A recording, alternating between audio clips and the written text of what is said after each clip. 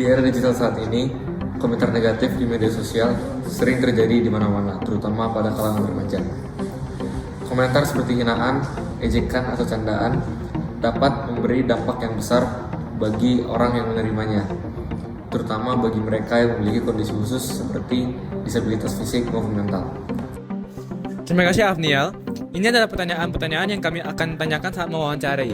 1. Menurut Anda, kenapa banyak anak remaja suka memberikan komentar negatif di media sosial terutama terhadap siapa? Kedua, bagaimana dampak komentar negatif terhadap perasaan atau citra orang yang dikomentari? Dan 3, apa yang sebaiknya dilakukan seorang siswa sebelum menulis komentar tentang teman, guru, atau kegiatan sekolah di media sosial? Bagaimana dampak komentar negatif terhadap perasaan atau citra orang yang dikomentari? Mereka akan terasa direndahkan, mereka juga akan merasa seperti orang yang tidak berguna. Dan itu bakal membuat kehidupan mereka menjadi lebih susah dan kita pun tidak tahu apa terjadi di sisi lain. Apa langkah yang bisa dilakukan agar pengguna media sosial lebih sadar berdiri etika dan sopan santun saat berkomentar? Bisa diajarkan di seminar sekolah, mungkin waktu pas devotion, pas chapel, atau pas sekedar guru menjelaskan sesuatu gitu. Itu orang-orang yang kena hate comment gitu loh, mereka tuh cenderung merasa stres sampai ada beberapa itu yang kasus bunuh diri tuh kayak dipikirin dulu kayak komentar yang diberikan tuh bisa menyakiti hati orang lain atau enggak. Lalu, apa langkah yang bisa dilakukan agar pengguna media sosial lebih sadar pentingnya etika dan sopan santun saat berkomentar? Kayak dibuat iklan gitu, iklan tentang cyberbullying. Simply mereka lihat sesuatu pengen komen aja tanpa mikir sebenarnya komentar itu berdampak atau enggak sih ke orang lain atau berdampak atau enggak sih ke diri sendiri gitu. Dan kenapa negatif ya mungkin dia nggak suka sama apa yang ada di situ, atau bisa jadi ketika dia buka kolom komen orang-orang komen demikian dia ikut-ikutan aja, pasti berdampak yang kurang baik. Pas baca pasti kayak yang overthinking dulu.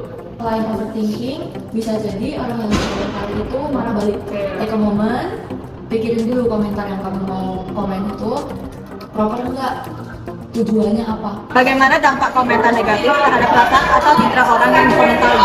Pastinya sedih sih. Kalau misalnya nggak sedih pun paling ya harus dipikirin baik-baik dulu sih. Contoh nih mau komentar apa, pikirin dulu ini kira-kira dengarnya enak nggak ya, kayak sopan nggak, udah apakah bisa menyinggung orang, lebih bijak aja sih. Dan di internet itu ada jejak digital ya. Jadi apa yang telah kita sampaikan itu we cannot take it back. Kita tidak bisa mengambilnya lagi. Jadi kita memikirkan dulu apakah komentar ini positif dan membangun ataupun komentar yang menjatuhkan. Dari seluruh wawancara, terlihat bahwa komentar negatif memberikan dampak yang besar terhadap mental remaja. Mereka bisa merasa malu, minder, sedih, bahkan menarik diri dari sosial media atau dalam pergaulan sehari-hari. Pendidikan etika digital, seminar sekolah, dan kebiasaan berpikir sebelum menulis menjadi kunci penting untuk mencegah dampak tersebut. Komentar negatif juga bukan sekedar tulisan atau kata, tetapi dapat menyakiti dan meninggalkan jejak yang tidak bisa dihapus. Dengan menjaga kesopanan di dunia maya, kita ikut menerapkan nilai Pancasila seperti kemanusiaan dan keadilan. Dari Sekolah Dian Harapan, kami melaporkan, mari gunakan media sosial dengan bijak. Terima kasih.